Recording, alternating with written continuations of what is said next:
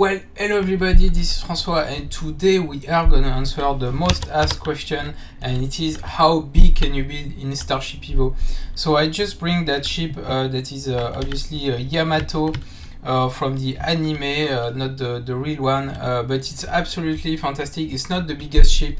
I will show you a bigger ship actually at the end of the video, but that's definitely the I would say the most impressive, just because of the sheer amount of detail, all the turrets, all the everything, and even the inside is actually made. So it's still work in progress, but it's quite impressive, and it really showcases what you can build in the game, whether by its size or by its amount of detail. With the brick system, obviously you can really create crazy stuff.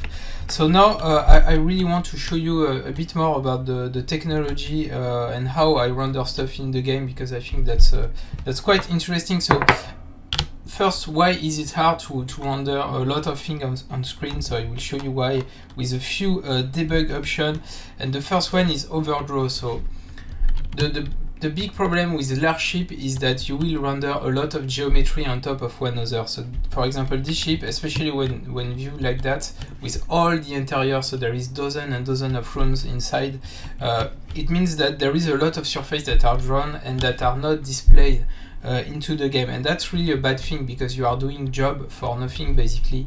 And so what we try to do in game is to skip as much work as we can if we don't have to.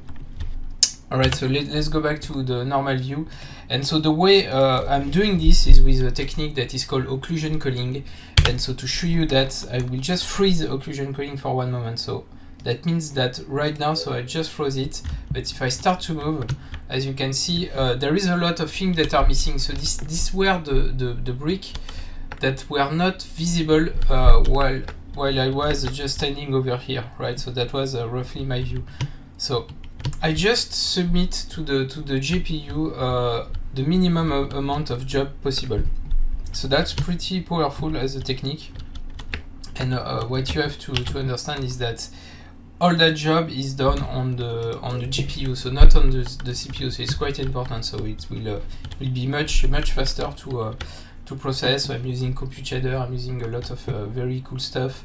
So it's a technique that was created for. Inspired by Assassin's Creed Unity, the game. So what can I show you more? Yeah, so it's quite important. So I can show you. So the geometry is splitted into a small chunk, and basically by brick, and I will only render what is necessary. So this is really the idea. So let's just do once more, and then I will show you other ship. Alright, so I just froze it. So as you can see, again, only what is visible is render. So that's the idea. So that's for rendering. So there is still quite a few other things to do. So for example, the shadow is not really optimized yet when you have a lot of different entity on screen also. So that's not something that is optimized yet, but everything is on my roadmap.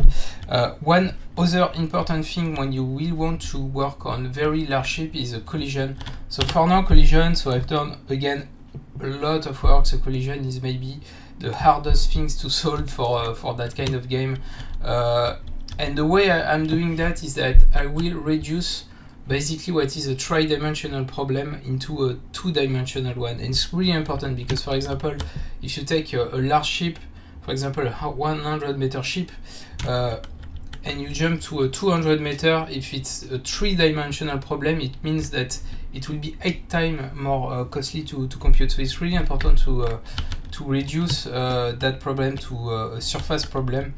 And the way I will do is that I'm using this point, as you can see, the collision point.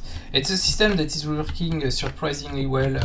I think I'm having a really good result, and it's working well. What is not right now is typically a ship of this size. It will lag a bit. So I need to create a LOD technology to only check the minimum amounts of point possible. But that's pretty much the idea. Alright, so let's jump into the next one.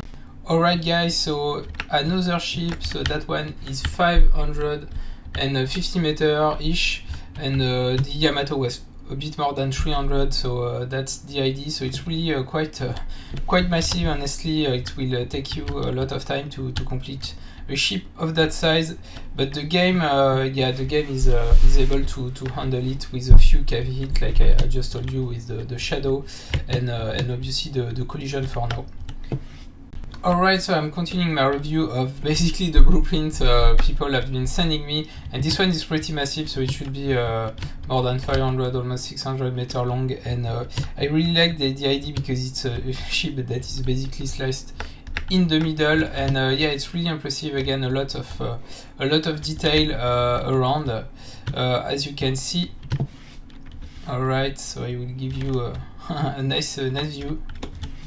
And this is the final one, the big boy. So this is a pretty old ship, which is actually worse because it means it's not using the stretching tech everywhere, but this is almost 700 meter long ship, so it's a pretty big one. And yeah, I will show you that it made with the old technology. So as you can see, so that one, so obviously when you stretch the brick, it will be pretty fast to render because that's just one piece.